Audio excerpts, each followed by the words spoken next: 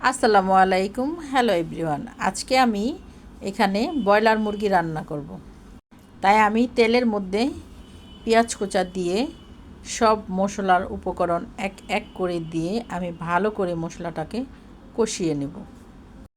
আমি আজকে গুঁড়ো মরিচ দিব না, তার কারণ হচ্ছে আমার বাচ্চারা খালি বলে ইদানিং নাকি আমি তরকারিতে খুব ঝাল দিই, ওরা ভাত খেতে পারে না।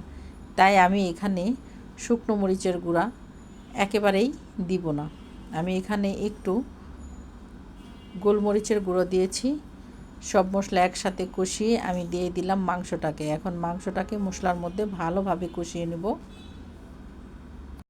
আমি মশলার সাথে ভালো করে কষিয়ে নিয়ে এইখানে তারপরে আমি ঢাকনা দিয়ে ঢেকে দেব যেই পর্যন্ত এই মাংস থেকে পানিটা না বের হয়।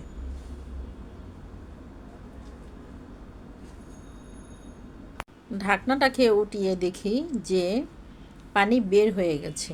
তাই এখন আমি আবার ভালো করে নাড়াচাড়া করে এই পানিটাকে শুকিয়ে নিব মাংসর মধ্যে।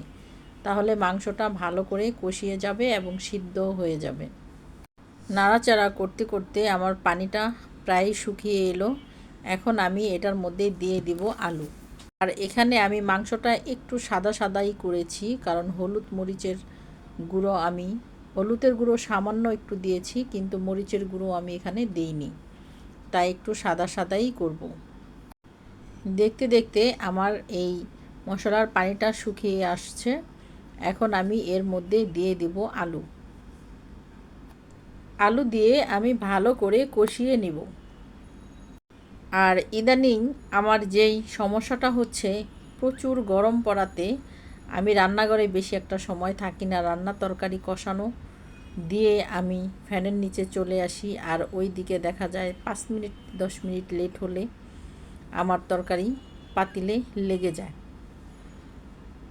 আমি এখন ঢাকনা দিয়ে ঢেকে দিলাম, কিন্তু সত্যি সত্যিই তাই হয়েছে। আমি এই দিকে আসছি ফ্যানের বাতাস খেতে, আর ওই দিকে আমার এক হাঁড়িতে তরকারি লেগে গেছে। এই যে দেখছেন তরকারির কালার। এখন কিন্তু আমি হাঁড়ি চেঞ্জ করে দিয়েছি। এই হচ্ছে আমার গরমে রান্নার অবস্থা। তবে 2 দিন যাবৎ খুব বেশি গরম। আগে কিন্তু এমনটা হয়নি, এখন খুব বেশি হচ্ছে। যাই হোক, ব্যাপার না, এভাবেই জীবন চালিয়ে নিতে হবে। পোড়া ফ্লেভার আসেনি, তবুও আমি একটু ম্যাজিক মশলাটা দিয়ে দিলাম। এই মশলাটা দিলে তরকারির স্বাদটা নাকি খুব ভালো লাগে, কিন্তু আমার কাছে তেমন ভালো লাগে না।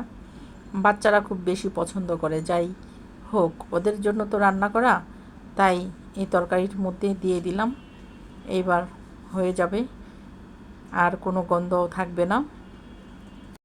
আর দেখতে দেখতে এইদিকে আমার তরকারির ঝোলও শুকিয়ে আসছে। আমার তরকারি ইতিমধ্যে হয়ে গেছে, কারণ এইটুকু রাখবো। আর ভিডিও শেষে সবাই আমার জন্য দোয়া করবেন।